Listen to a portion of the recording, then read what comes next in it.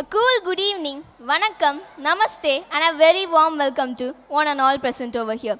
It's indeed an honor for me standing here to welcome all of you to this much awaited day.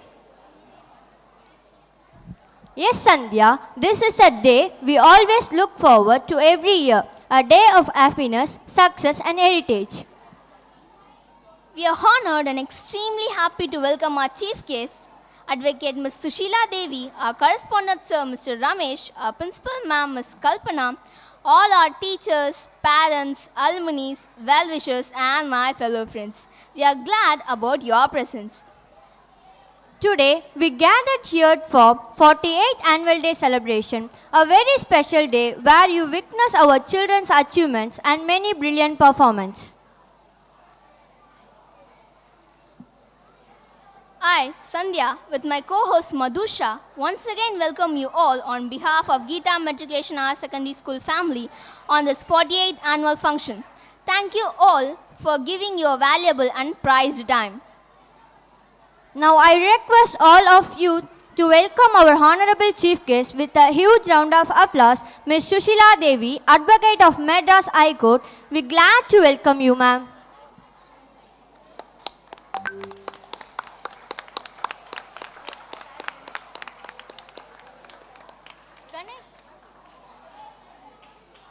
Thank you, one and all who have gathered here.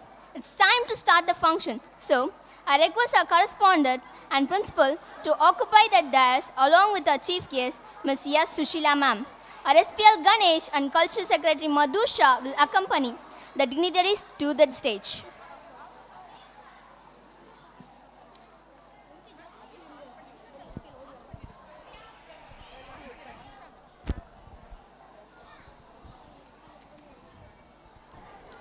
We would like to start the program with Tamil Thai Varthu. I call upon our school prayer girls on stage. Let us all join together.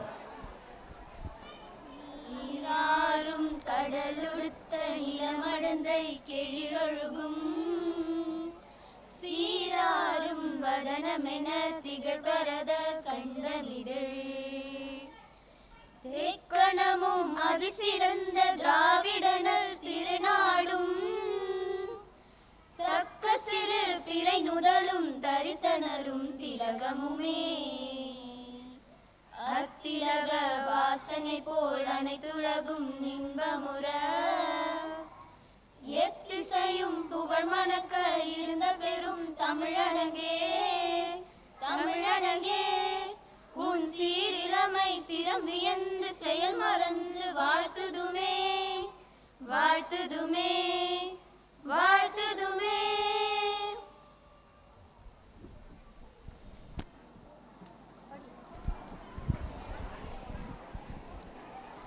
Now, we would like to appreciate the goddess of wisdom, a tribute to Mother Saraswati for her blessings by kindling the lamp.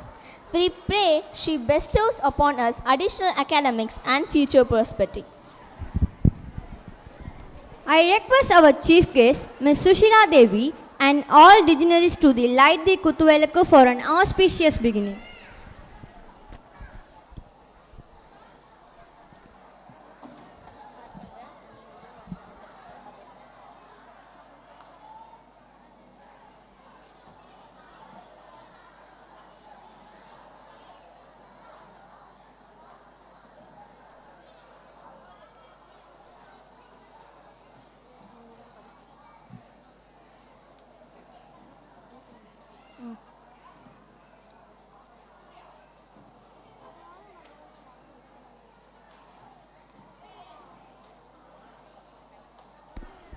Thank you, ma'am.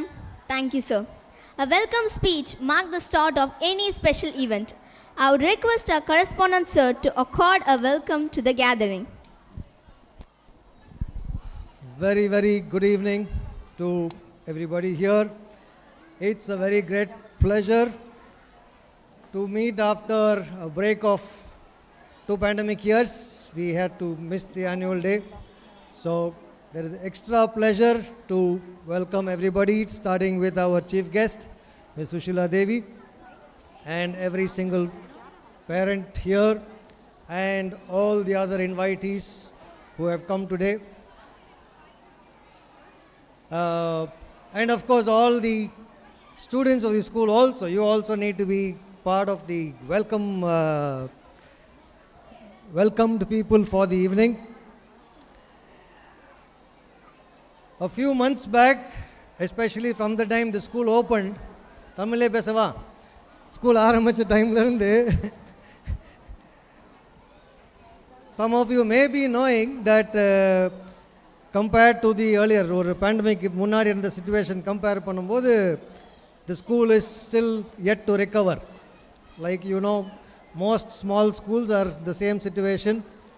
நம்ம ஸ்கூலை பொறுத்த வரைக்கும் strength வந்து almost is 50-60% of what it was before, and we are somehow managing to go through. In fact, our teachers are still yet to get அவங்க 1920ல கிடைச்ச அதாவது 2019-20 அந்த இயரில் கிடைச்ச சேலரி இன்னும் கிடைக்கல அவங்களுக்கு. they are all managing with less salary than what they got 3 years back. So இந்த வருஷம் ஆனுவல் டே நம்மளுக்கு முடியுமா முடியாதா itself was the question. Then we thought, okay, that அந்த கொஸ்டின் இருக்கக்கூடாது, முன்ன பண்ண மாதிரி பண்ணமோ இல்லையோ ஆனுவல் டே டெஃபினட்டாக இருக்கணும். But we'll see the budget எவ்வளோ மினிமைஸ் பண்ணி we can still have an annual day. Annual day வந்து it is not in the auditorium, it is not in the AC. Annual day is in children participating in their expression. So அது இருக்கிற வரைக்கும் it doesn't matter. So we were able to find another nice location. So யாருக்கெல்லாம் ஐயோ AC இல்லைன்னு தோணுதோ at least something we have அப்படின்னு சந்தோஷப்படலாம். So that is why it gives me extra happiness that இந்த சிச்சுவேஷன்லேயும் ஆனுவல் டே மிஸ் பண்ணாமல் without missing out anything for the students, அவங்களுக்கு ஒரு நார்மல் ஆனுவல் டே என்னெல்லாம் இருந்திருக்குமோ we want to make sure everything is there. It is not just annual day. ஸ்கூல்லையும் we want to make sure nothing is compromised because there is financial constraint. பணம் கம்மியாக இருக்கிறனால ஸ்டூடெண்ட்டுக்கு எதுவும் குறை தெரியாமல் இருக்கணுங்கிறதுக்காக what ever is possible we are doing. Some things are missing, like pre-pandemic we had a school van at a certain facility is possible. இந்த வருஷம் ஸ்கூல் வேன் இல்லை. Multiple reasons are there. One, the van went out of use, we don't have the funds to get a new van. Rendavathu, other logistical problem also is there, we don't have a parking place for the van. That also maybe some of you, if you can help us for a parking place, maybe at least next year van ku try pannalam. But my point is, our aim is to give the same quality of education, the same quality of facilities. அவங்களுக்கு என்னெல்லாம் value ஒரு ஸ்கூலில் கிடைக்கணுமோ அது எதுவுமே குறையாமல் we are trying our best with whatever financial Sakthi we have. Okay. And specifically இப்போ நான் திருப்பியும் எப்போதும் சொல்கிற there are certain things which I say every annual day. I think I'm going to repeat that also again, that what we mean by quality education is not getting good marks. Marks தேவை, அது வரும். But what ஒரு காலத்தில் a good school is a school where people get good marks. ஏன்னா maybe ஒரு காலத்தில் there is a belief or it is real, mark வாங்கினா நல்ல வேலை கிடைக்கும், நல்ல வேலை கிடைச்சா நிறையா காசு சம்பாதிக்கலாம். I don't know if it was valid then, but I can 100% say இன்றைக்கி அது வேலிட் இல்லை. நிறையா மார்க் வாங்கினா நல்ல வேலை கிடைக்கும், நோ கேரண்டி. நல்ல வேலை கிடைச்சாலும் நல்ல காசு கிடைக்கும், no guarantee. Because today what is valued skills. உங்களுக்கு அந்த வேலைக்கு என்ன ஸ்கில் வேணுமோ அந்த ஸ்கில் இருந்தால் you can do well in your job, then அதுக்கு உள்ள பணம் வரும். So our focus is especially primary classes. Ideally 8ஆம் கிளாஸ் வரைக்கும் பண்ணலாம், பட் அட்லீஸ்ட் till class 5 we would like to not focus on the marks at all and only focus on the overall development of the child, because that is what is going to be அவங்க வாழ்க்கைக்கு அதுதான் use ஆக போகுது. Ultimately நம்மளுக்கு என்ன வேணும், அந்த சைல்டோட உங்களுக்கும் எங்களுக்கும் வேணுங்கிறது ஒரே விஷயந்தான், அவங்க வாழ்க்கை நல்லா இருக்கணும். நல்லா இருக்கிறதுக்கு என்ன வேணும், டெஃபினட்டாக மார்க்குனால நல்லா இருக்க போகிறதில்ல. வாழ்க்கை நல்லா இருக்கிறதுக்கு of course money is required. So what is required for money is not marks. First of all confidence is the first thing. உங்களுக்கு திறமை இல்லைனாலும் கான்ஃபிடென்ஸ் இருந்தாலும் சமாளிச்சிடலாம். நீங்கள் என்ன திறமை வச்சுக்கிட்டு கான்ஃபிடென்ஸ் இல்லைன்னா யூ வில் ஸ்டில் ஸ்ட்ரகிள்.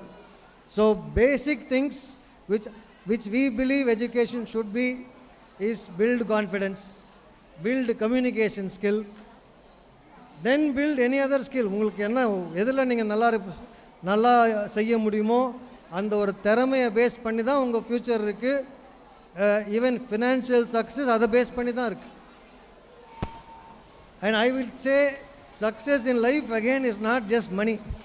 உங்களுக்கு வாழ்க்கையில் உங்களுக்கு எல்லா காசும் வந்தனால ஒருத்தர் சக்ஸஸ்ன்னு சொல்ல முடியுமா? நல்லா இருக்குன்னு சொல்கிறதுக்கு காசும் தேவை. சில பேர் சொல்லுவாங்க சரி உடம்பு நல்லா இருந்தனா போகிறோம். சில பேருக்கு சரி எனக்கு ஒரு ஸ்டேட்டஸ் இருக்குது எல்லாரும் மதிக்கிறாங்கன்னு சொல்லுவாங்க. So maybe for many people பணம், physical health and status can be seen as success, but I think even that is not fully success. For success there are even more things required. Your mental health also is required. Are you feeling happy? Do you have good family, good relationships? All that also is matter of success. உங்களுக்கு பணம் இருக்குது எல்லாம் இருக்குது, but நம்ம எல்லாருமே கேள்விப்பட்டிருப்போம் people who are doing very well, very highly placed, நிறையா காசு இருக்குது, but committed suicide. கேள்விப்பட்டிருக்கோமா? highly accomplished businessmen, whatever actors, actresses who are வெளி உலகத்துக்கு very successful, but suddenly newspaper says committed suicide. ஏன்? அவங்க கண்ணுக்கு அது சக்ஸஸ்ஃபுல்லாக தெரியல. they were still a failure in life. அதனால தான் போச்சு. என்ன போயிருக்கும்? it could be something of mental health. they are not feeling happy, family issues, they can't handle it. So அதெல்லாம் சேர்ந்து வந்தால் தான் it is success. அண்ட் அதெல்லாம் கற்றுக்கிறதுக்கு there is no separate school. வாழ்க்கையில் என்னெல்லாம் தேவையோ கற்றுக்கிறதுக்கு இதே ஸ்கூல் தான். ஸோ அந்த ஸ்கூலை எல்லாத்துக்கும் யூஸ் பண்ணால் தான் I will say it is school education. Marks மட்டும் பண்ணுறதுனால it will not be complete education. we are trying to do that. I am requesting parents, I am hoping parents will allow us to do that. and எங்களை மார்க்குன்னு post பண்ணும்போது தான் டீச்சர்ஸுக்கு கஷ்டமாயிடுது. நாங்கள் நல்ல quality education பண்ணலான்னு நினைக்கும் போதும் இல்லை ஏன் மார்க் வாங்கலை, எல்கேஜி குழந்தைக்கு ஏன் எக்ஸாம் வைக்கல, ஃபஸ்ட் ஸ்டாண்டர்டுக்கு எக்ஸாமுக்கு என்ன போர்ஷன், இதெல்லாம் கேட்கும்போது for the teacher it becomes challenging. நான் எஜுகேஷனை பார்க்குறதா பேரண்ட்டை பார்க்குறதா ரெண்டுமே பார்க்கணும். But if you can make it easier for the teachers to give better education, then இன்னும் நல்ல ஒரு வேல்யூ கொடுக்கலாம். இப்போ நாங்கள் கொடுத்து தான் இருக்கோம், நீங்கள் அலோவ் பண்ணலாம்னு கொடுத்து தான் இருக்கோம். நீங்களும் கொஞ்சம் if you can help us, support us to give the kind of education. உங்கள் குழந்தைக்கு என்ன மாதிரி எஜுகேஷன் கொடுத்தா அவங்க வாழ்க்கை நல்லா இருக்குமோ. நல்லா மட்டும் இருந்தாலும் பத்தாது, அவங்க நல்லவங்களாகவும் இருக்கிறதுக்கு கற்றுக்கிறது தான் education. So we are trying to do all that is possible, and I hope that is going to be possible in the future times also. And besides all this, one more part of education என்ன, வாழ்க்கை கல்வினா எல்லாத்தையும் பற்றியும் தெரியணும். I should know about how to handle money. பைசா சம்பாதிக்கிறது எப்படின்னு தெரிஞ்சால் மட்டும் போகாது. ஹவு டு ஹேண்டில் மணி, எப்படி மணியை சேவ் பண்ணுறது, எப்படி இன்வெஸ்ட் பண்ணுறது, இதுக்கெல்லாம் வேறு ஸ்கூல் கிடையாது இல்லையா? So people they must know everything about whatever required in life. பைசா பற்றி கொஞ்சம் கற்றுக்கணும். அட்வொகேட் இருக்கிறாங்க, நம்மளுக்கு சம்மந்தப்பட்ட என்னென்ன சட்டங்கள் இருக்குது தெரியணும். how to take care of our health தெரியணும். what is the food that I can eat, what are the medicines which are there, what is the way I can, what are all the things, எப்படியெல்லாம் இருந்தானா my health is good, எல்லாம் கற்றுக்கிறதுக்கு தான் I will call education. maybe more on the legal side, she could help us. I think she also does some TV shows on that. I think I've heard on that. School advocates kadayadu, but we can still try to teach students something. Consumer rights theriyuma nambalukku oru kadaiyila poi nammala ஏமாத்துனாங்க என்ன செய்யலாம், எங்க போணும், everybody must know. நம்ம என்ன தொழில் பண்ணாலும் அதுக்கு அந்த தொழிலுக்கு என்னென்ன லீகல் ஆஸ்பெக்ட்ஸ் இருக்குது, அது தெரியாதவங்க நிறையா பேர் ஏமாந்து போகிறாங்க. ஹெல்த்தை பற்றி தெரியாதவங்க நிறையா தப்பு பண்ணி ஹெல்த்தை ஸ்பாயில் பண்ணிக்கிறாங்க. மணியை ஹேண்டில் பண்ண தெரியாமல் நிறைய பேர் தப்பு பண்ணி பைசா சம்பாதிச்சாலும் they are failing in life, financially failing in life. ஏன்னா அந்த மணி ஹேண்டில் பண்ண தெரியல. So all that is what we want to consider education. At least ஒரு 5th ஸ்டாண்டர்ட் 8ஆம் கிளாஸ் வரைக்கும் அதை பண்ணினா 9th அப்புறம் மார்க்ஸ் தேவை. 9, 10, 11, 12 let them focus on exam. So 12th அப்புறம் காலேஜ் போனோன்னா மார்க்ஸ் வேணும். So at least till 8th we are hoping that we will be allowed to impart the best quality education possible. So that's the request I have all of you. I'm using this opportunity of annual day to communicate. உங்களுக்கு இப்போ சொன்னால் தான் chance இருக்குது, அதுக்கப்புறம் நான் உங்களை பார்க்க போகிறதில்ல. ஸோ இப்போ நேரில் பார்க்கும்போது அந்த ஒரு வாய்ப்பை யூஸ் பண்ணி நிறையா திருப்பி இங்கிலீஷில் போயிடுச்சு. I tend realise. Okay, so I will not take more time today. இன்னும் நிறையா பேசணும்னு ஆசை இருக்குது, but I don't want to take more time. I once again welcome our chief guest, Ms. Sushila Devi. Probably we'll have some better words to hear from her. And once again welcome everybody sitting in your chairs to a wonderful evening. And I hope we have an enjoyable evening today. திருப்பி இங்கிலீஷ்லேயே வந்துட்டேன். ஒரு நல்ல ஒரு evening time எல்லாருக்கும் இருக்கணும்னு hope பண்ணுறேன். Okay, thank you very much.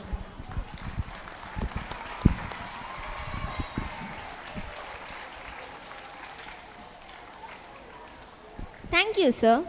I request our CC sir to honor the chief guest.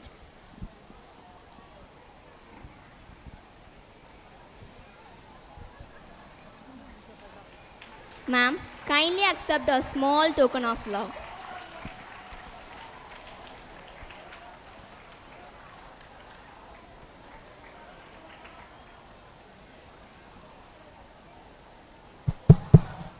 I'm profoundly delighted to take an opportunity to introduce the chief guest on behalf of our Geetha Matriculation School.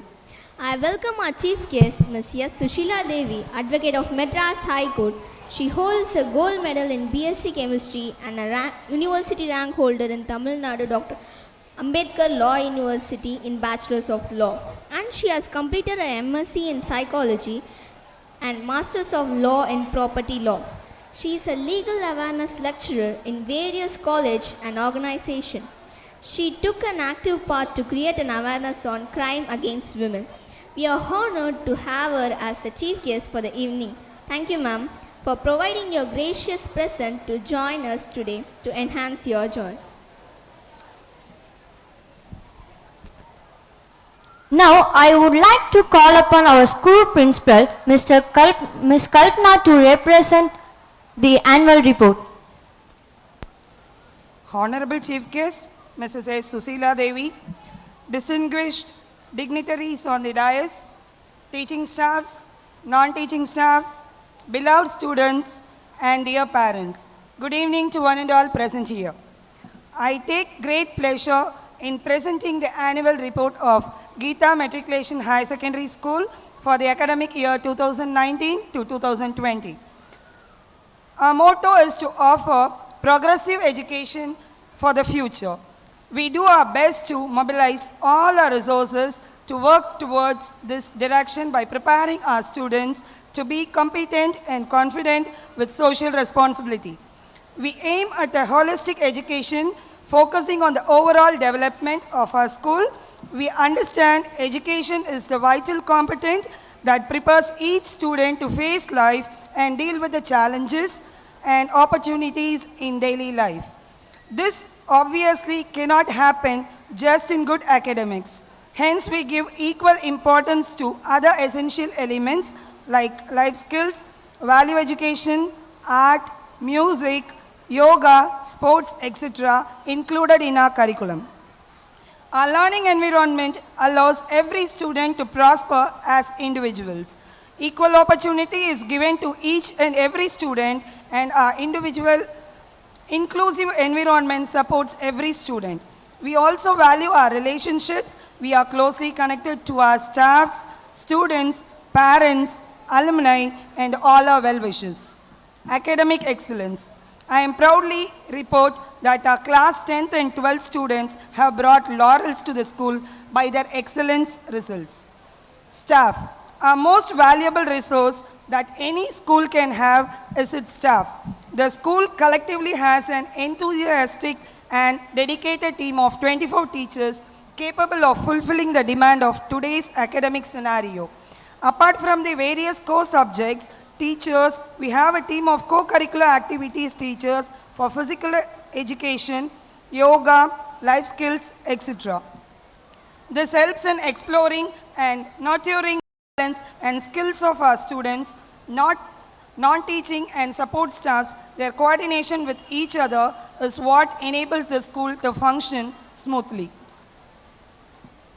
Scholarships and concessions. Our institution is committed to offer education to all irrespective of their financial and social background. Concession in fee is provided to deserving students from economically weaker background and to the children of our staffs. A large number of students avail this facility, and it is continued every year after year based on their academic performance. The students who secure first position in 10th board exams are offered 50% free concession for 11th and 12th standards, including books and notebooks. Academic year 2021. Due to COVID-19 pandemic has resulted in near total closure of the school, with great financial constraints on the management, staff, parents, and students. As a result, education has challenged dramatically with the rise of e-learning and on digital platform.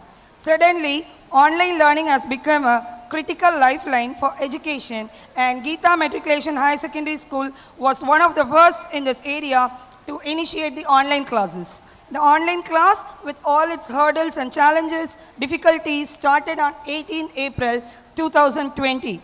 Thanks to the online training program conducted by the correspondent, the teachers were able to adopt the new teaching technology through Google Meet, leading to a burst of activity with online education. Online classes were conducted through Google Meet. Timing and timetable were modified to fit the online classes. We started using Google Meet Classroom app as the communication medium between school and parents.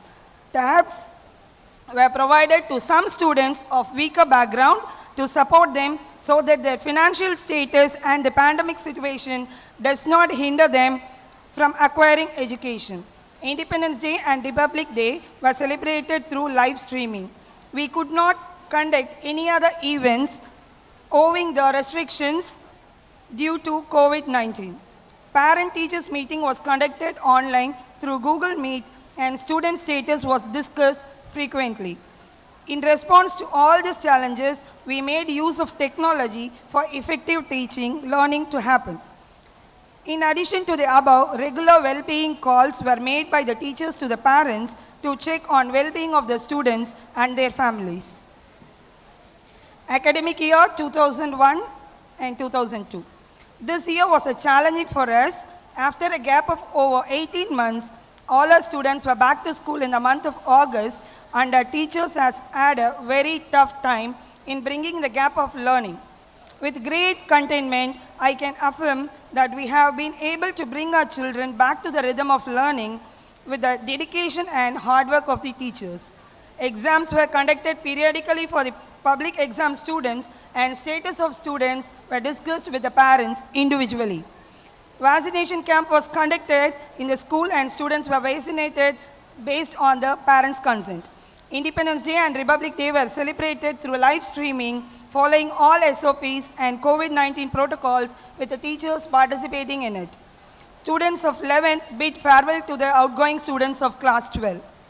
Before concluding the report with folded hands, I implore God Almighty with reverence and gratitude for the blessings showered upon this institution on the whole. I now take this opportunity to thank our beloved founder for his guidance and inputs for achieving success in all our endeavors. I thank our correspondent who is always very affectionate and supportive in all aspects. I also extend my heartfelt thanks to all parents for their continuous support and cooperation that enable us to move forward with confidence.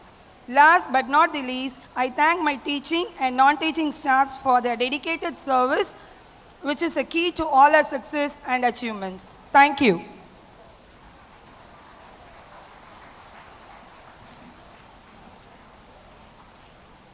Thank you, ma'am. Now I would request the most honorable personality of tonight, Ms. Sushila Devi, to step on the floor and take the audience in hands.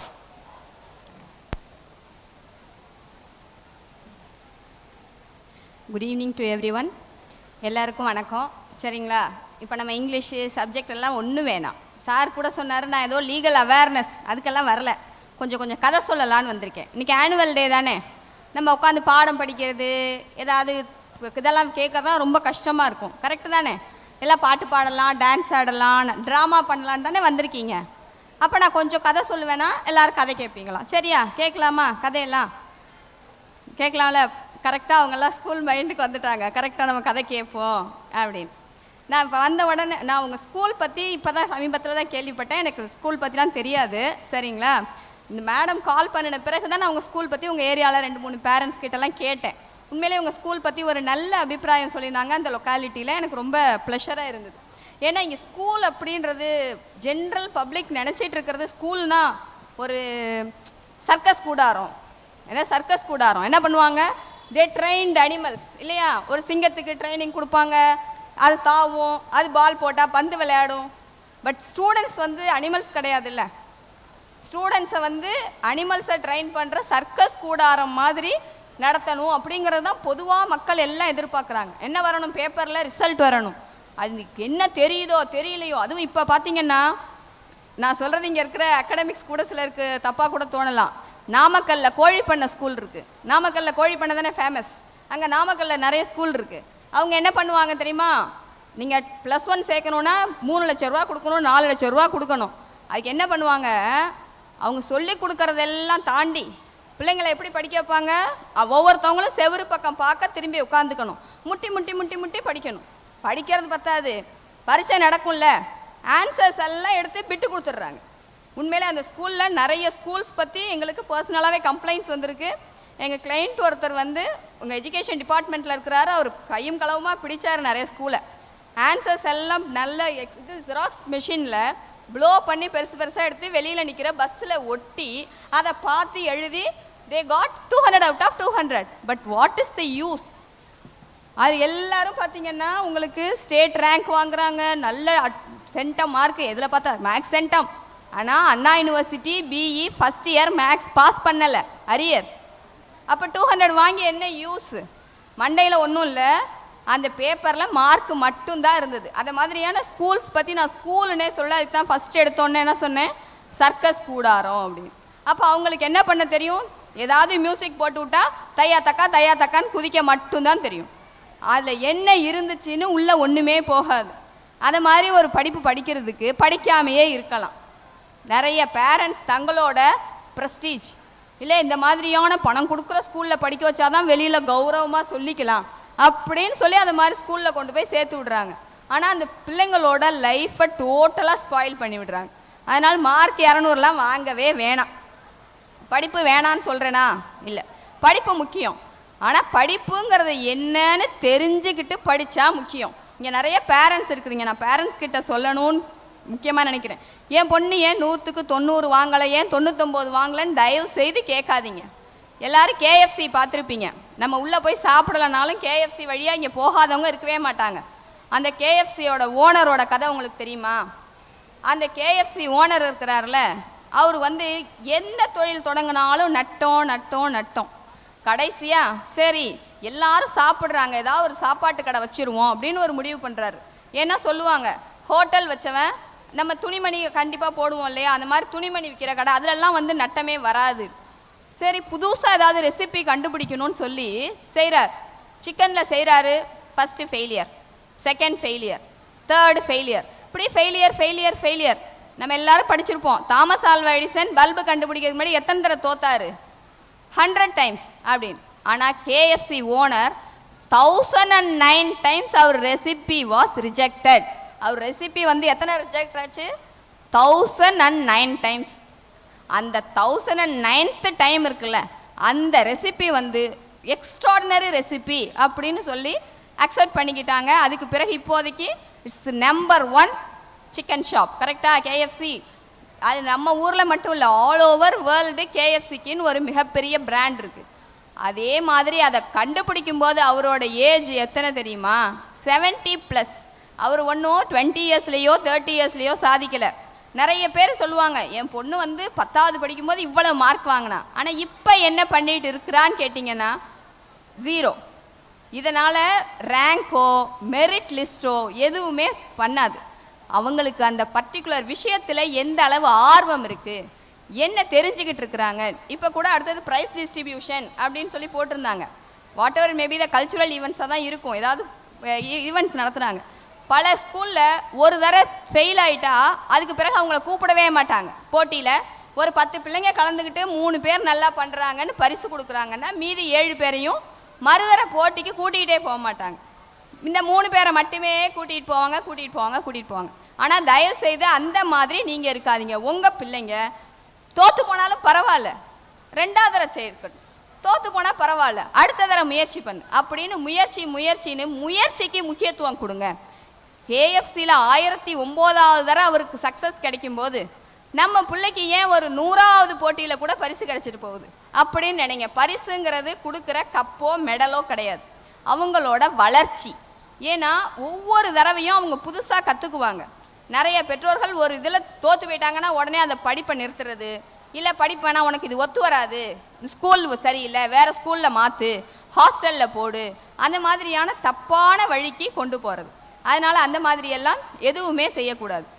அதே நேரத்தில் ஜெயிச்சவங்க இருக்காங்க பாருங்க, நான் தான் ஜெயிச்சிட்டேன் எனக்கு தெரியும் அப்படின்னு என்னைக்கு ஒருத்தன் நினைக்கிறானோ அன்னைக்கு தான் முற்றுப்புள்ளி. இதுக்கு ஒரு சின்ன கதை. ஒருத்தன் இருந்தானா, அவன் வந்து நல்ல விறகு வெட்டியான். அவ்வளோ வேகமாக அவ்வளோ திறமையாக விறகு வெட்டுவானான். போய் ஒரு ராஜா கிட்ட, ராஜா எனக்கு ஒரு வேலை கொடுங்க அப்படின்னு கேட்டான். சரின்னு வேலை கொடுக்குறாரு ராஜா. அந்த நாட்டிலேயே அவனை மாதிரி திறமையாக விறகு யாருமே வெட்ட முடியாதுன்னு சொல்கிற அளவுக்கு சுறுசுறுப்பாக கடன்னு அந்த குறிப்பிட்ட டயத்துக்குள்ளே, அதாவது அவங்களுக்கு 2 வாரம் 15 நாள் ஷெட்யூல். அந்த 15 நாளுக்குள்ளே தடவை 30 விறகு மரத்தை வெட்டிட்டானான். வெட்டி அழகாக கொண்டாந்துட்டானான். ராஜாவுக்கு ஒரே சந்தோஷம். ஒரு பெரிய கழுத்தில் போட்டிருந்த முத்து மாலையை கழட்டி கொடுத்துட்டாரான். இவ்வளவு நல்லா வெற்றியே, நீ வேற எங்கேயும் போக வேணாம், இங்கேயே இரு அப்படின்னு. அடுத்த செக்மெண்ட் வந்துச்சு, 15 நாள். அந்த 30ங்கிறதுக்கு மேலே 27 மரம் வெட்டினானா. அப்பையும் ராஜாவுக்கு சந்தோஷம், பரவாயில்லையே இவ்வளவு நல்லா வெற்றியே. அடுத்த செக்மெண்ட் 24 மரம் வெட்டினானா. அடுத்த செக்மெண்ட் 20 மரம் தான் வெட்டினானா. அந்த ராஜாவுக்கு ஒரு சந்தேகம் வந்துட்டு, உண்மையிலே நீ தான் முதல்ல 30 மரம் வெட்டினியா, இப்போ எப்படி 30, அதுவும் 3 செக்மெண்ட்டில் எப்படி 20ஆ குறைஞ்சிச்சு அப்படின்னு. அதான் ராஜா எனக்கும் தெரியலை, அதே ஆர்வத்தோடு செய்கிறேன், என் திறமை எதுவும் குறையலை, அப்போ எவ்வளவு நேரம் உழைப்பேனோ அதே நேரம் இப்பையும் உழைக்கிறேன், ஆனால் எனக்கு வந்து ரிசல்ட் வரலை, என்னான்னு தெரியலை அப்படின்னு. ராஜா சுற்றி வந்தாராம், நல்லா யோசிச்சாராம். ராஜா ஒரே ஒரு கேள்வி கேட்டார், கடைசியாக உன் கோடாரியை நீ எப்போ கூர்த்திட்டுன அப்படின்னு. கோடாரியா கூர்த்திட்டுனதா, நான் தீட்டவே இல்லையே அப்படின்னு சொன்னானா. அதாவது ஒருத்தனுக்கு திறமை இருந்து உழைப்பு இருந்தால் மட்டும் வெற்றி கிடைக்காது. அவனோட திறமைகளை அடிக்கடி அதை ஷார்ப் பண்ணிக்கிட்டே இருக்கணும். எப்போ ஷார்ப் பண்ணுறதை விடுறானோ அங்கே தான் அவனோட முதல் தோல்வி ஆரம்பிக்குது. அந்த ஷார்ப் பண்ணுறது அப்படிங்கிறது பாடப்புத்தகத்தை படிக்கிறது மட்டும் இல்லை, அதுக்காக ஃபேமிலி, இப்போ பல இடத்துல வர தோல்விகளுக்கு அதுதான் காரணம்.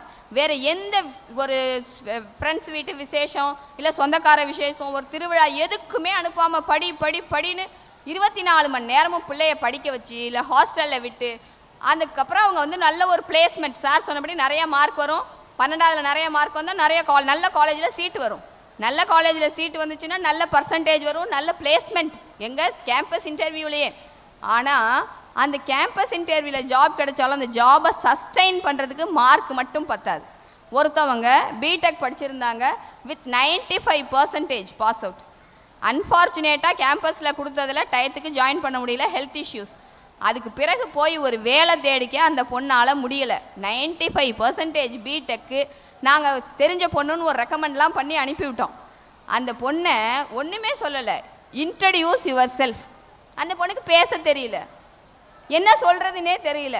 What is the use of having 95% in paper without knowing anything? Even she can't introduce herself. ஒரு பிடெக் கேண்டிடேட்டுக்கு அவங்கள பற்றியும் சொல்ல தெரியணுமா இல்லையா? அது அட்லீஸ்ட் நீ எந்த லாங்குவேஜில் வேணாலும் சொல்லு, நீ இங்கிலீஷில் சொல்லு, தமிழில் சொல்லு, இல்லை நீ ஹிந்தியில் வேணாலும் சொல்லு, ஆனால் நீ யார் அப்படின்னு சொல்லணுமா இல்லையா? அந்த கம்யூனிகேஷன் ஸ்கில்ஸ் முக்கால்வாசி பேர்கிட்ட இப்போ இருக்கிறது இல்லை. சரி, அதுதான் பரவாயில்ல. EEE ஹோல்டர், ஆனால் அவங்க வீட்டில் திடீர்னு பவர் ஷார்ட் சர்க்கியூட் ஆகிடுச்சு, ஃபியூஸ் போயிடுச்சு, அதை மாட்ட தெரியல. உடனே அர்ஜென்ட்டாக EBக்கு கால் பண்ணி, சார் சீக்கிரமாக யாராவது வாங்க. Then what is the use of having EEE degree? EEEனா electrical and electronics engineering degree holder. பிஇயில் நான் 90% மார்க் வச்சுருக்கேன், ஆனால் ஆர்டினரியாக ஒரு ஃபியூஸ் போனால் ஃபியூஸை போட தெரியல. அப்போ ப்ராக்டிக்கலாக ஒன்றுமே தெரிஞ்சிக்காமல் தியரிட்டிக்கலாக எக்ஸாமில் அப்படியே மக்கடிச்சு எழுதி என்ன யூஸ்? நிறைய பேர் சொல்லுவாங்க, அந்த கொஸ்டின் புக்கில் என்ன கொடுத்துருக்கோ அந்த கணக்கு வரலை, அவுட் ஆஃப் சிலபஸ், 2க்கு பதிலாக 4ன்னு போட்டால் எனக்கு போட தெரியாது அப்படின்னா அப்போ வாட் இஸ் த கான்செப்ட்னு அண்டர்ஸ்டாண்ட் பண்ணாமல் ஒருத்தன் படித்து எழுதி அது என்ன யூஸ்? அதெல்லாம் எஜுகேஷனே கிடையாது. அதனால் 10% ரிசல்ட் வரல, இல்லை என் பொண்ணு வந்து 600 மார்க்குக்கு 500 மார்க்குக்கு மேலே வாங்கலை, அந்த மாதிரி தயவுசெய்து எஸ்டிமேட் பண்ணவே பண்ணாதீங்க. அது எல்லாம் டிசைடிங் ஃபேக்டரே கிடையாது. வாழ்க்கைங்கிறது அதையும் தாண்டி, நம்ம படிப்பை தாண்டி பல விஷயங்கள் இருக்குது. அந்த பல விஷயங்களுக்கும் முக்கியத்துவம் கொடுங்க. அந்த பல விஷயங்களில் என்னென்ன தெரிஞ்சுக்கலாம்? இப்போ ஏன்னா நாங்கள் அட்வொகேட் அப்படின்னா எங்ககிட்ட கோர்ட்டில் ஒரு கேஸ் வராது. நிறைய பேர் வெளியில் தெரியாதவங்களுக்கு என்ன சொல்லுவாங்க, வக்கீல்னா நீங்கள் என்ன சிவில் சைடா கிரிமினல் சைடா? அப்படியெல்லாம் கிடையாது. படிக்கும்போது எல்லாரும் ஒரே சட்டம் தான் படிப்போம். வந்த பிறகு நம்மக்கிட்ட என்ன வந்தாலும் அந்த பிரச்சனைக்கு என்ன தீர்வு, எங்களுக்கு ஒரு டயாபிட்டிக்னா என்ன, பிபினா என்னன்னு டாக்டருக்கு தெரிஞ்ச அளவுக்கு தெரியணும். அதே நேரத்தில் ஒரு எலக்ட்ரிசிட்டி டிபார்ட்மெண்ட்டில் என்னென்ன மாதிரியான ஃபெசிலிட்டிஸ் இருக்குது, என்னென்ன மாதிரியான ரூல்ஸ் அண்ட் ரெகுலேஷன்ஸ் இருக்குங்கிறதும் தெரியணும். அப்போது புக்கில் இருக்கிற ஏதோ ஒரு 10 பக்கத்தை மக்கடிச்சு ரீப்ரொடியூஸ் பண்ணால் அந்த பர்டிகுலர் இண்டிவிஜுவலால் சக்ஸஸ் பண்ணவே முடியாது ஒரு ப்ரொஃபஷன். இப்போ ஒரு மெடிசினில் கூட எனக்கு தெரிஞ்ச அன்றைக்கி ஒரு டாக்டர் போய் கன்சல்டேஷன் இருக்கும்போது கடகடான்னு வாட்ஸ்அப்பில் அனுப்புகிறாங்க, இதுக்கு என்ன மெடிசின் அப்படின்னு சொல்லிட்டு. அந்த வாட்ஸ்அப்பில் என்ன ரிப்ளை வருதோ அதை எழுதி கொடுக்குறாங்க. அப்போது அவங்க வந்து அனலைஸ் பண்ணுறது கிடையாது. இன்னும் இன்டெப்த் போனால் இந்த COVID-19 சுச்சுவேஷனில் தான் வேரியஸ் அலோபதி மெடிசின்ஸ் பற்றியே ஒரு நெகட்டிவ் ஒப்பீனியன், ஒரு உண்மையே நிறைய வெளியில் தெரிய வந்தது. பல பேர் target orient. What is the target? அந்த ஹாஸ்பிட்டலோட ஃபினான்ஷியல் ரிசோர்ஸ் என்ன அப்படிங்கிற ஒரே டார்கெட்டோட ஏதாவது பிரச்சனையா, ஓகே உங்களுக்கு கல்லீரல் பிரச்சனை கல்லீரலை கட் பண்ணிடுங்க, கணையம் பிரச்சனை கணையத்தை கட் பண்ணிடுங்க, யூட்ரஸ் பிரச்சனை யூட்ரஸை ரிமூவ் பண்ணிடுங்க. இது மட்டும்தான் அலோபதி மெடிசின்ஸ் நிறைய பண்ணிகிட்டு இருக்காங்க. அந்த மெடிசனை படிக்கிறதுக்கு நீங்கள் ஏன் ஹார்ட் ஒர்க் பண்ணி அத்தனை லட்ச ரூபா படித்து நீட் எழுதி அது என்னை பொறுத்த வரைக்கும் அன்னெசரி. மக்கள் மனசை படிச்சுக்கிட்டிங்கன்னா, எல்லாரும் சினிமா பார்த்துருப்பீங்க, கமலஹாசனோட படம். ஆனால் நீங்களாம் நிறைய சின்ன பிள்ளைங்க இருக்கிறனால பார்த்துருக்கீங்களான்னு எனக்கு தெரியல. கட்டிப்பிடி வைத்தியம் அப்படின்னு சொல்லுவாங்க.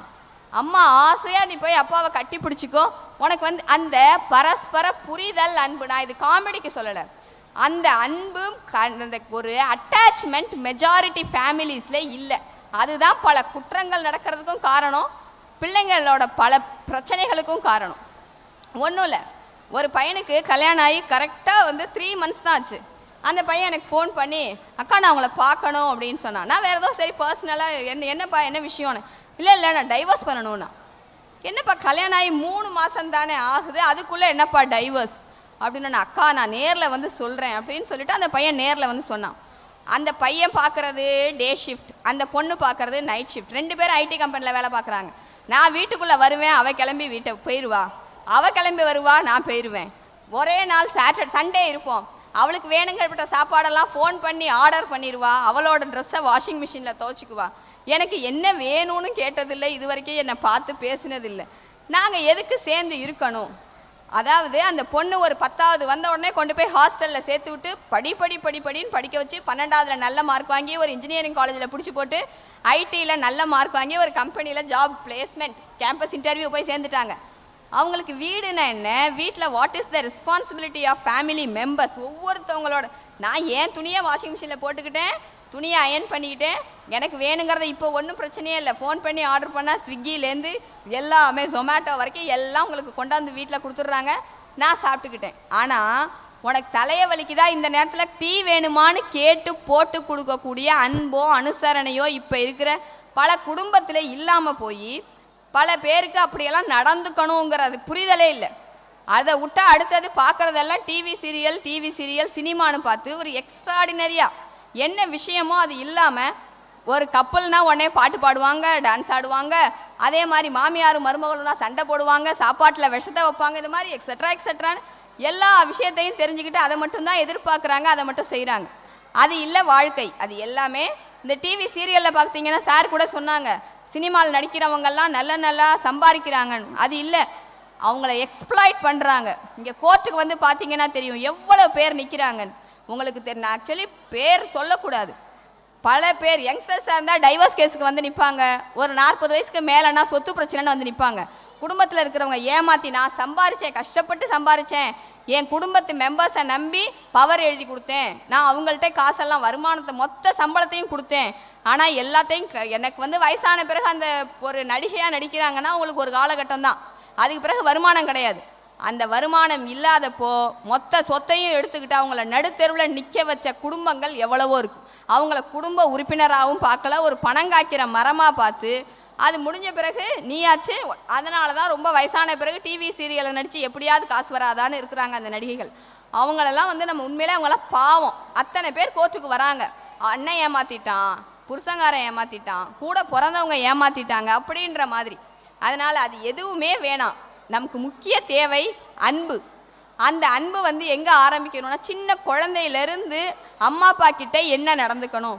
அம்மா அப்பா வந்த உடனே ஒரு டெரராக குச்சி வச்சுட்டு இன்றைக்கி என்ன படித்த, என்ன ஸ்கூலில் சொன்னாங்க, இதை எழுதுனியா அதை எழுதுனியான்னு மட்டுமே இருந்தால் அந்த பிள்ளைங்க என்ன பண்ணும், கொஞ்ச நாள் கழித்து அம்மா அப்பாவை கொண்டு போய் ஒரு இப்போ நிறைய இடத்துல நடந்துகிட்ருக்கு, முதியோர் இல்லத்தில் விட்டுட்டு 1ஆம் தேதி உனக்கு பணம் வந்துச்சா, உனக்கு இத்தனாம் தேதி என்ன வேணும், எவ்வளோ பில்லு, நான் எல்லாத்தையும் கட்டிட்டேனா, அந்த பிரச்சனையும் எங்ககிட்ட வருது.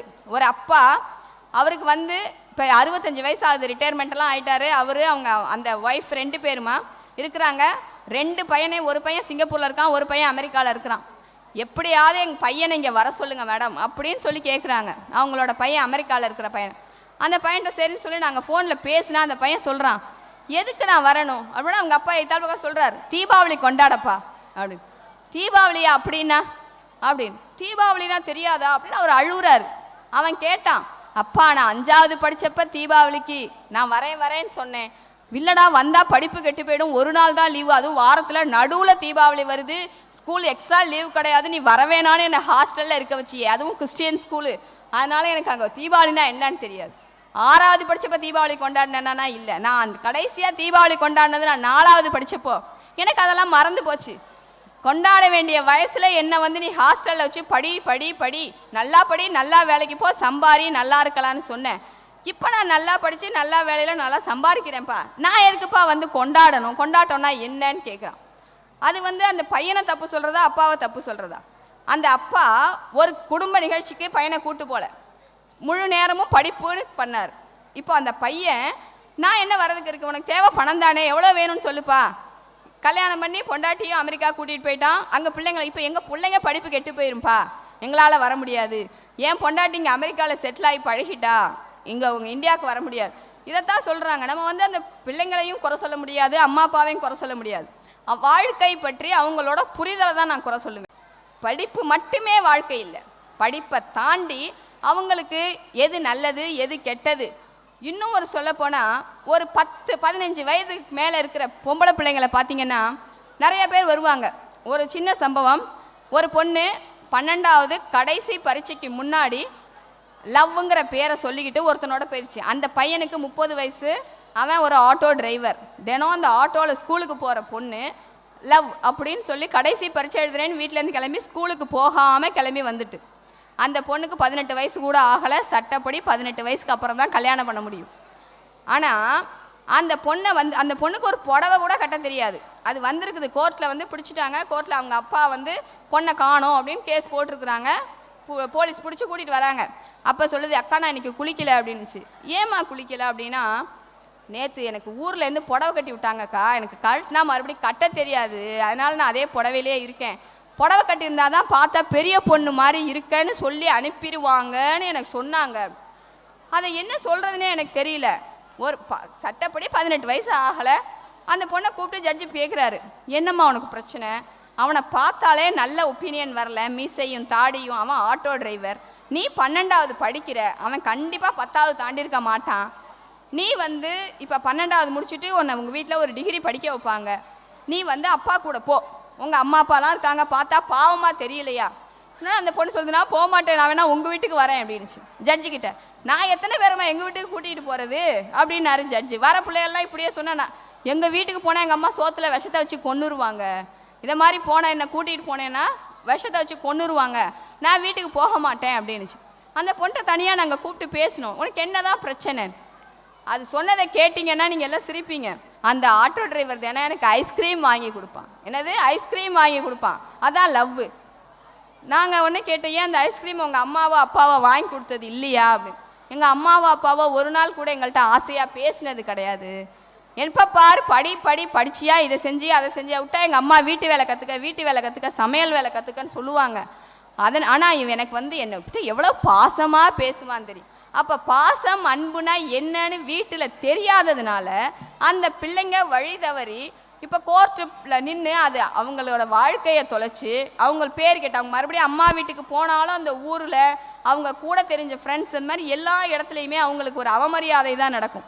அப்படியாப்பட்ட ஒரு தர்ம சங்கடமான சூழ்நிலை அவங்களுக்கு, அவங்க குடும்பத்துக்கு, அவங்க கூட பிறந்தவங்களுக்கு, தெரிஞ்சவங்கன்னு எல்லாருக்கும் ஒரு சங்கட சூழ்நிலை ஏற்படுத்தி இங்கே ஹோம் இருக்குது புருஷவாக்கத்தில். இதை மாதிரி வந்த பிள்ளைங்களெல்லாம் வச்சுக்கிறது. அங்கே போனால் அது அதை விட இன்னும் மோசம். அந்த ஒன்று கொஞ்சம் நெஞ்சம் தெரிஞ்ச பிள்ளைங்களை முழுசாக குற்றவாளி ஆக்கிடுவாங்க அந்த ஹோமில். அந்த மாதிரியாக தங்களோட வாழ்க்கையே தொலைக்கிற அந்த பதின்ம பருவம் அப்படின்னு நாங்கள் சொல்லுவோம். ஒரு 15 வயசு 14 வயசு பிள்ளைங்களுக்கு எது நல்லது எது கெட்டது எதுவுமே தெரியாது. அப்போது ஒன்று ஸ்கூலில் வந்து இது செய்யுங்க இது செய்யாதீங்கன்னு சொல்லிக்கிற முன்னாடியெல்லாம் பார்த்தீங்கன்னா வேல்யூ எஜுகேஷன் அப்படின்னு சொல்லுவாங்க. எங்களுக்கெல்லாம் தினம் ஒரு பீரியட் இருக்கும், கதை சொல்லுவாங்க, இது செய்யலாம் இது செய்யக்கூடாதுன்னு பல விஷயங்கள் பேசுவோம், ஓப்பனாக பேசலாம். ஆனால் இப்போ ஸ்கூல்ஸில் அந்த வேல்யூ எஜுகேஷனே இல்லை பெரும்பாலான ஸ்கூலில். அப்படி இருக்கும் டைம் டேபிளில் அந்த பீரியடை மேக்ஸ் டீச்சர் எடுத்துக்கிட்டாங்க, சயின்ஸ் டீச்சர் எடுத்துக்கிட்டாங்க அப்படின்ற மாதிரி இருக்கும். தயவுசெய்து அதை மாதிரியாக இருக்காதீங்க. அடுத்தது பெற்றோர்கள் ஸ்கூலில் கொண்டு போய் விட்டுட்டா பிள்ளைங்களை ஸ்கூல் பார்த்துக்கணும் அப்படின்னு இல்லை, நமக்கான பொறுப்பு அதை தாண்டி அதிகமாக இருக்குது அப்படிங்கிறத உணர்ந்தா கோர்ட்டு கேஸ் எதுவுமே தேவையே இல்லை. பிள்ளைங்களுக்கு முதல் தேவை என்ன தெரியுமா? பணம் கிடையாது. நீங்கள் 100 ரூபாய்க்கு ட்ரெஸ் வாங்கி கொடுத்தாலும் 1000 ரூபாய்க்கு ட்ரெஸ் வாங்கி கொடுத்தாலும் பிள்ளைங்களோட பார்வையில் ட்ரெஸ்ஸு தான். ஆனால் அதை நிறையா பேர் உணர மாட்டேங்கிறாங்க. நான் எவ்வளோ ஹார்ட் ஒர்க் பண்ணுறேன்னு தெரியுமா, உனக்காக தானே சாக்ரிஃபைஸ் பண்ணுறேன்னு டைம் ஸ்பெண்ட் பண்ணாமல் பிள்ளைங்க கூட நேரத்தை செலவழிக்காமல் முழுக்க முழுக்க தங்களோட வேலை வருமானம் பணம்னு சுற்றி அந்த பிள்ளைங்களுக்கும் பணம் தான் முக்கியம் மற்ற எல்லாத்தையும் விட, அதை எப்படி வேணாலும் சம்பாரிச்சிக்கலாம். போன வாரம் நடந்த விஷயம் என்னென்னா, இங்கே இன்ஜினியரிங் காலேஜ் படிக்கிற பசங்க 4 பேர் செயின் ஸ்நாச்சிங்கில் அரெஸ்ட்டு. ரோட்டில் போயிட்டுருக்கிறவங்கள பைக்கில் போய் செயின் அறுத்துட்டாங்க. ஒரு பையன்கிட்ட மட்டுமே மொத்தமாக 48 சவரன் செயின் பிடிச்சாங்க. அந்த காலேஜ் படிக்கிற பையனுக்கு 48 சவரன் செயின் எப்படி வந்துச்சு? Chain snatching. அந்த மாதிரி பைக்கில் போய் செயினை திருடுறது தப்புன்னு அவனுக்கு தெரியலை. அது நம்ம தப்பை செய்கிறோமேனு ஒரு குற்ற உணர்ச்சி இல்லை. பணம் வந்துச்சுன்னா எப்படி வேணாலும் செய்யலாம், பணம் எப்படி வேணாலும் சம்பாதிக்கலாம்னு இந்த குடும்பமும் சமூகமும் பள்ளிகளும் கூட அப்படி சொல்லித்தராங்க. பல ஸ்கூலில் வாங்குகிற ஃபீஸுக்கு பில்லு கொடுக்கறது இல்லை. அப்போ அவங்களே என்ன சொல்லுவாங்க, இது டொனேஷன், இதுக்கு வந்து பில்லு கொடுக்க மாட்டோம் அப்படின்னா தவிர சின்ன வயசுலேயே திணிக்கிறாங்க. இதெல்லாம் தப்பு இல்லை அப்படின்னு சொல்லி. அதே மாதிரி பார்த்தீங்கன்னா இங்கே ஒரு ஃபேமஸ் ஸ்கூலு, அந்த ஸ்கூலில் கூட பேர் சொல்லக்கூடாது. அந்த ஸ்கூலில் எல்லாரும் முட்டி மோதி போய் அவ்வளோ பேர் சேர்றாங்க. அவங்க செக்ஷன்ஸ் பிரித்து வச்சுருக்குறாங்க. யாரெல்லாம் வந்து அபோவ் பாவர்ட்டி லைன், யாரெல்லாம் பிலோ பாவர்ட்டி லைன், யாரெல்லாம் மிடில் கிளாஸ், யாரெல்லாம் எலைட் பீப்புள் அப்படின்னு செக்ஷன்ஸ். நிறைய பேர் பிள்ளைங்க எல்லாரு கூடயும் மிங்கிள் ஆகணும், நான் எப்படி கஷ்டப்பட்டாலும் பரவாயில்ல. எனக்கு தெரிஞ்ச ஒருத்தர், அவர் பைக் மெக்கானிக், அவருக்கு வந்து தனியாக ஒரு பைக் மெக்கானிக் ஷாப் வைக்கிற அளவு கூட வருமானம் கிடையாது. ஆனால் கடனை வாங்கி அந்த பிள்ளைய ஒரு ரொம்ப பெரிய ஸ்கூலில் சேர்த்துட்டார். ஆனால் அங்கே போகிறதுனால அவங்களுக்கு வந்து எலைட் பீப்புளோட கான்டாக்ட் கிடைக்கும், நல்ல படிப்பு கிடைக்கும்னு தவறாக புரிஞ்சுக்கிட்டு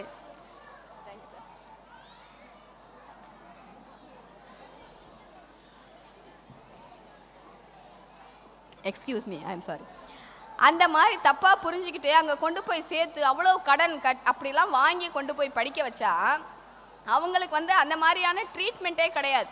இன்னும் சொல்ல போனால் டீச்சர்ஸே 15,000 சம்பளம் வாங்குகிற டீச்சர் ஏ செக்ஷன், 12,000 சம்பளம் வாங்குகிற டீச்சர் பி செக்ஷன், 6,000 சம்பளம் வாங்குகிற டீச்சர் சி செக்ஷன், இந்த மாதிரி நடத்துகிறாங்க ஸ்கூல். அதனால் நீங்கள் நம்ம ஸ்கூல் வந்து எப்படி ரேட்டிங்கில் இருக்குது, நம்ம ஸ்கூல் ரிசல்ட் எப்படி இருக்குது, நம்ம ஸ்கூலில் படித்தவங்க ரேங்க் ஹோல்டர்ஸா அப்படின்னு தயவுசெய்து எதையும் பார்க்காதீங்க.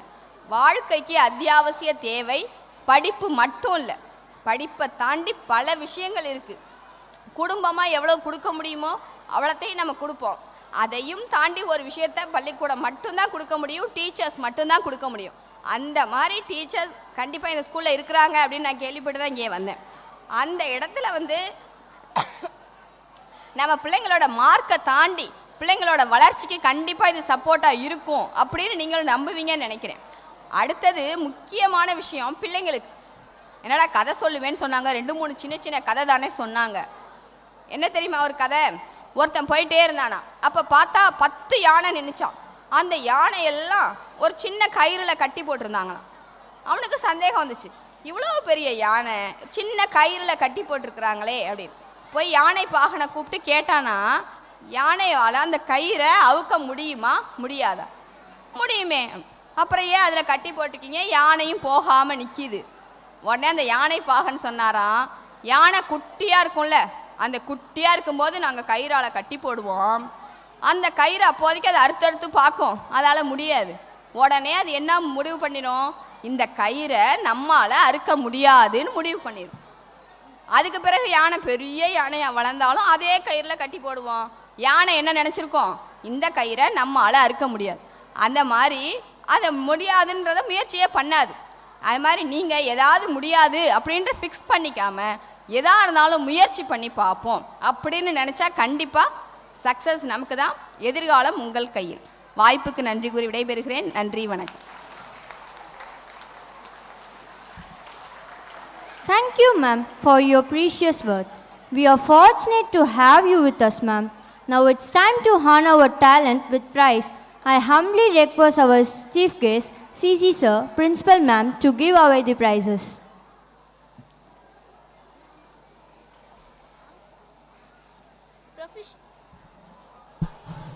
Proficiency Award for the winners of the academics in Board Exam 2021 to 2022. Proficiency Award goes to Ramya V.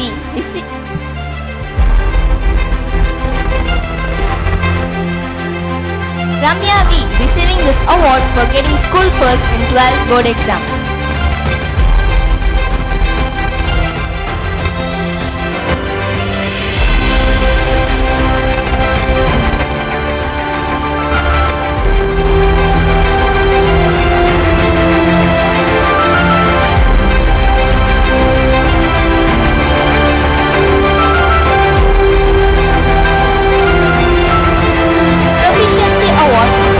Shweta S. receiving this award for getting school first in 12th 10th board exam.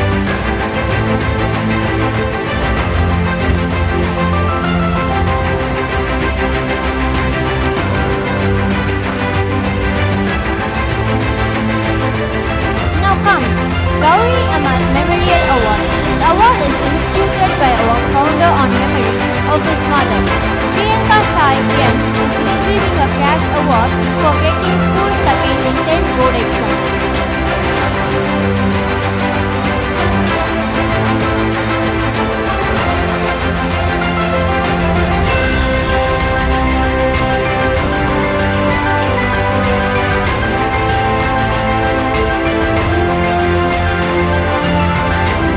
It's time for Geetha Award, instituted by Sir V.R. Lakshminarayanan, IPS former DGP, in memory of his late wife to support two girl children. Fauzia H. from 11th receiving the cash award of Rs 500.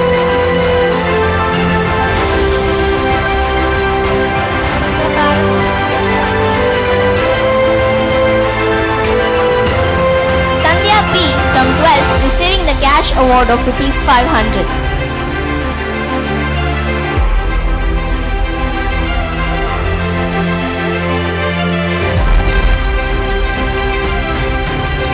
Now comes the Parvati Parashuraman Memorial Award, instituted by the singer Ms. Anuradha Sriram in memory of her parent-in-law to support child parent pair who have participated enthusiastically in extracurricular activities. Parents are the germ in everybody's life. Without love and support of parents, a child cannot be succeed in their life. We honor the parents who have supported their child enthusiastically to participate in extracurricular activities. I would like to call Kishi's parent and Kishi's from 8th standard to come on stage and receive cash award of Rs 2,000.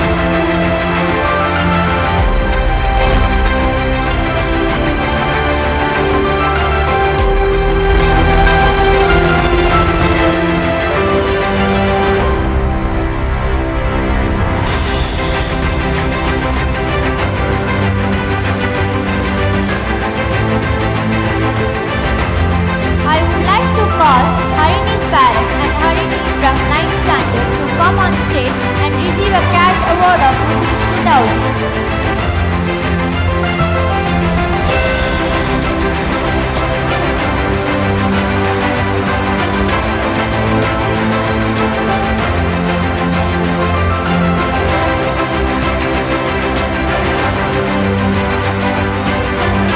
Now it's time to honor the teachers for completion of 5 years of service in the school. Ms. V. Margaret receiving 1 gram gold coin for 7 years service.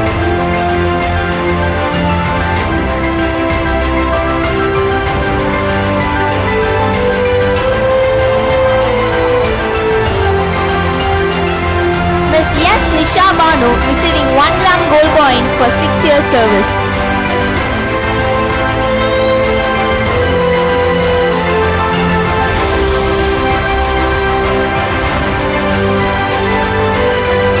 Ms. V. Usha receiving 1 gram gold coin for 6 years service.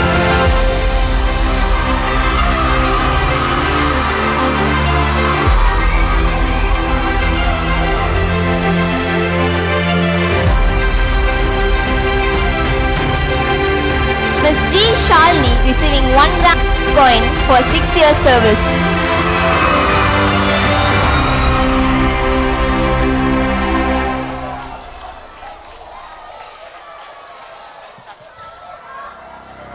Ms. S. Kalarani receiving 1 gram gold coin for 5 years service.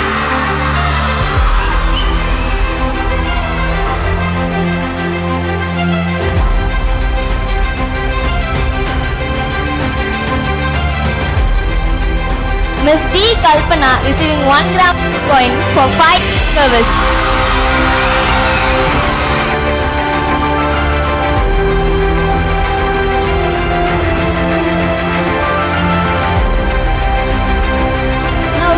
To honor non-teaching staff for completion of 10 years and 5 years service in the school.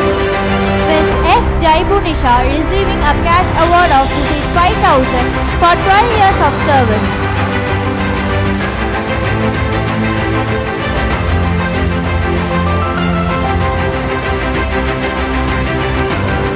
S. Tangamani receiving a cash award of Rs 5,000 for 11 years of service.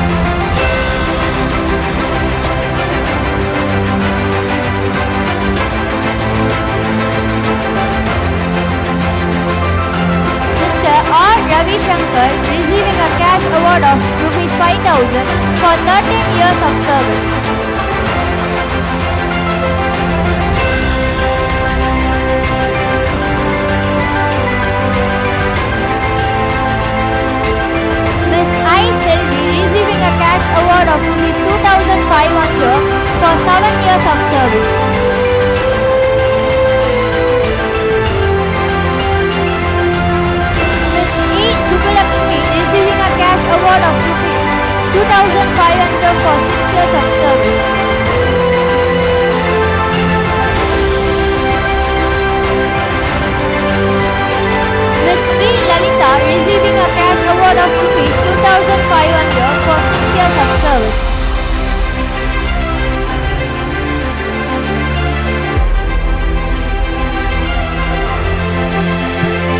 ma'am and sir for presenting the award. The much awaited cultural program is going to begin shortly. The real aim of education does not confine on textbook learning, but includes many other areas which imports overall excellence in a child's life. This is the day where every child would like to tell their parents that they are talented buddies. The students of Geetha Matric are now ready to present their talents and enthusiasm with a dazzling culture show.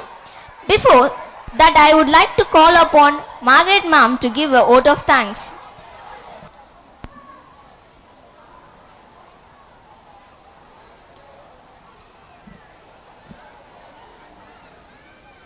A wonderful evening to everyone present here. On behalf of all, I deemed it a great honor and privilege to propose the vote of thanks on this memorable occasion. Let me first start by giving glory to the Almighty God for making today's occasion a resounding success. I thank our chief guest who, despite a tight schedule, has found time to grace this occasion. I would like to express my deep gratitude to the parent for your support and encouragement. My heartfelt thanks to other invitees, our ex-staff and alumni for taking part in this event with great pleasure. I am very thankful to our honorable correspondent sir for providing us lots of opportunity in our school that helps us sharpen our talents. I thank our energetic principal ma'am for her motivation on this occasion.